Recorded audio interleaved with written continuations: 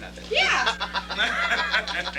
They were due for something like that. Pound them when they're down. And it's Mr. Nelson. Hey, Mr. Nelson. Hello. Major Nelson. All right, we're actually, when you're all set, because we're actually already going here, because we... Yeah, I know. You all set?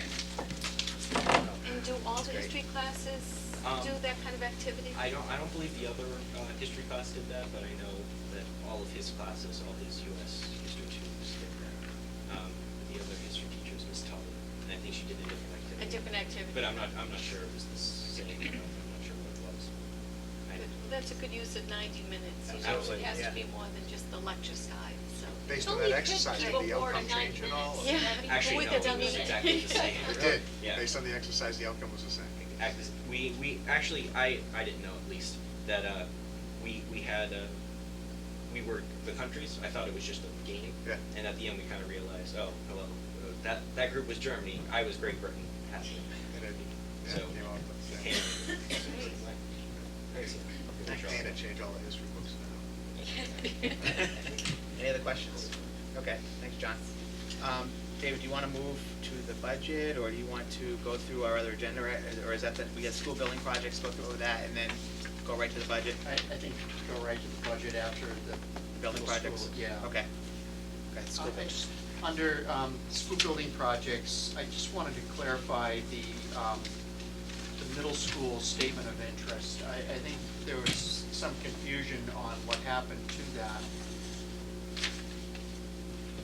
The statement of interest has to be filed with the Mass School Building Authority. And in 2006, we filed 3: Batchelder School, the high school, and the middle school.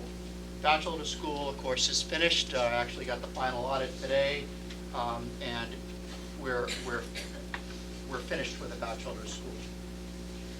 That left the high school statement of interest and the middle school statement of interest.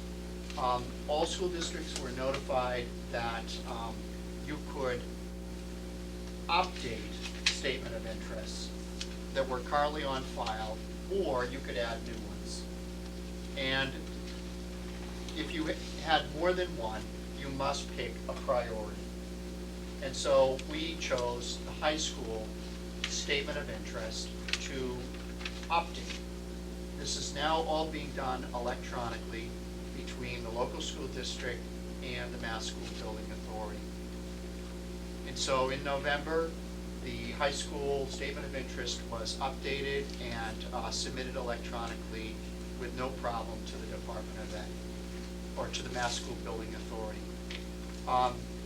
2 weeks later, at the beginning of December, I was notified by the Mass School Building Authority that despite the fact that we had chosen the high school as our priority, we had the opportunity to, if we wanted to update the middle school statement of interest. It already is on file with the Mass School Building Authority.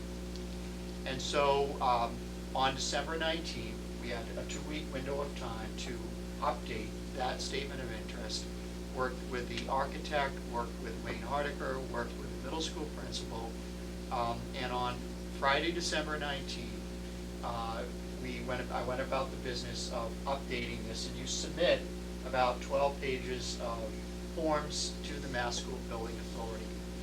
Now, this is an important date on Friday the 19th. This is the day where virtually every school district dismissed students early because of the snowstorm. This is the day that the governor sent home state workers, and so everyone went home. But at about 1 o'clock, all of our networks went down, and our server had blown.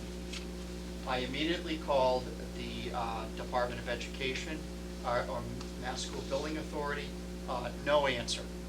Well, because presumably all state workers had been sent home. I then tried to get our technician to be available. He's not available. He was out, home, on vacation. When the server blows, it's not something that you do, is just go in and tinker with it. So we had no access to the internet at that point, and about 2/3 of the statement of interest, page by page, had already been submitted. but the final document was not completed. When I got home at 6 o'clock that night, on Friday night, December 19th, I attempted to log on to the Mass School Building Authority from my own internet connection at my home, and was blocked from doing that. It later turned out that the Mass School Building Authority, on December 19th, on the day they said it could be submitted, blocked the submissions as of 5 o'clock. There was no way to talk with anyone at Mass School Building Authority. Monday, I tried to reach them. This was also a no-school day in North Reading, but I still tried to call the Mass School Building Authority. Was not successful in talking with a live person until Tuesday, and could not get an answer as to whether or not North Reading would be allowed to finish the submission, the electronic submission. I was told at the time that a number of other school districts experienced the same problem, and that the electronic submission on December 19th could be made. I am hopeful and confident that we will be able to update the middle school statement of interest. It's already on file. It needs to be updated. It is not our priority at this point. We're not allowed to pick it as our priority. But I wanted to be clear that this was not a cavalier, we just decided not to do it. Every effort was made, and I'm looking for response from the Mass School Building Authority. Right, I've made about 3 or 4 calls with no feedback. The next point, I'll be writing a letter to the Executive Director of the Mass School Building Authority, Kathy Craven, to see what can be done. So I wanted to clarify that because I thought that how had been reported, there was somewhat of an interpretation. Any questions for Dr. Drew? We would hope that some sense of fairness and common sense might apply here. Cliff? As I understand it, you said that the part that you had transmitted, they had received, and that was logged in. Well, I'm told that 2/3 of it is on their file, but because you don't get to the last document where you press the final submit button, it would be a real disappointment to find out that several hours of work does not exist on the Mass School Building Authority filing system. Any other questions? Okay, thanks.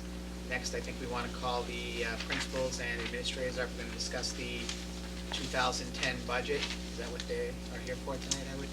I've been asked to come, so we have chairs here. One right up here. It's interesting, we're talking about the 2010 budget. It's both early in the process and it's late in the process. It's early because fiscal 2010 doesn't start until July 1st, but it's late because we've got to really get going on putting this budget together for April town meeting. The committee is aware of the situation we're in terms of what kind of funding we're going to have next year. I can tell you that there are a lot of different ideas from a lot of members of the committee. There's probably not unanimity on any issue right now, and it's great to see some of the administrators here tonight that hopefully we can get some good input that will help guide our thinking moving forward. I know Mrs. Vaca has suggested we have at least one more budget workshop, which I'm pretty sure we will end up having. Also maybe some more public hearings as we had last year to get input from parents and other members of the community. So Dr. Trout, if you want to start us off, please. Okay. Just as a way of recap for perhaps the audience and the community at home that has not been following through, we're in extraordinary times. I think that is well known by everyone, not just in North Reading, but in the state and also across the country. And so we're very mindful of those extraordinary economic times, and we're making every effort to develop a budget next year, fiscal year 10, that attempts to meet the needs of our students and attempts to, as best that we can, be good stewards of the finances that are available to us and the resources that are available to us, and to make both of those match. Back in December, we presented to the school committee the first in a series of budgets, and that budget is a preliminary budget called the level services budget. And just to define what a level services budget is, it is the amount of money that is needed to carry the same staff and programs forward into the next fiscal year from the current fiscal year, and to also address any contracts that have been duly and appropriately negotiated, to respond to changes in requirements in special education and other educational services required by the district, to meet the utility needs of our school facilities, and to increase our general expense budgets for the schools by 2%. And all of that combined, while it's difficult for many people to put their hands around, that a level services budget in FY10 represents a 7.8% increase over the current fiscal year. And that level services budget at $24,118,429,000, or 7.8% increase, is driven primarily by increases in utilities, increases in special education, and negotiated increases in contracts, and anticipated step raises for employee groups. Now, it's probably worth our while to review contracts, but the school committee this past year negotiated contracts with paraprofessionals, secretaries, custodians, food service, and salary agreements for business office and other central office, and for administrators. Although I will say that for administrators, at this point, while there are some contracts in agreement, there is no negotiated salary increase at this time for next year. What remains unsettled would be teacher contracts, which expire at the end of this fiscal year in June. And the school committee will be entering into negotiations with teachers. In anticipation of that, we have placed in the level services budget all of the step raises. That's for all employee groups? Well, Or for you're all saying employee for groups, teachers right, also? and Okay. teachers as well.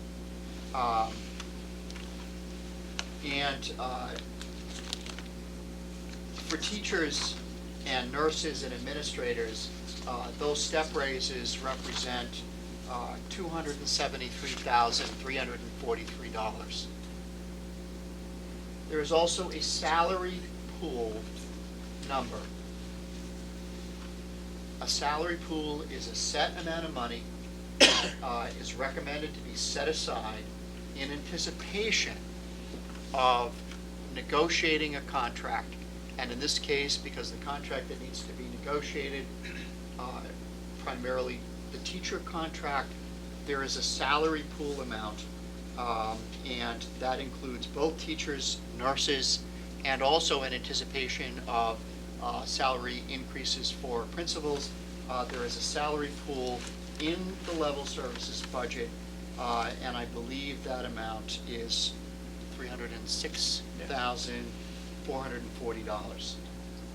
So all of that, in good planning, if we're trying to define what a level services budget could look like, or should look like, it is a budget that is $24,118,429, 7.8% increase over the current fiscal year.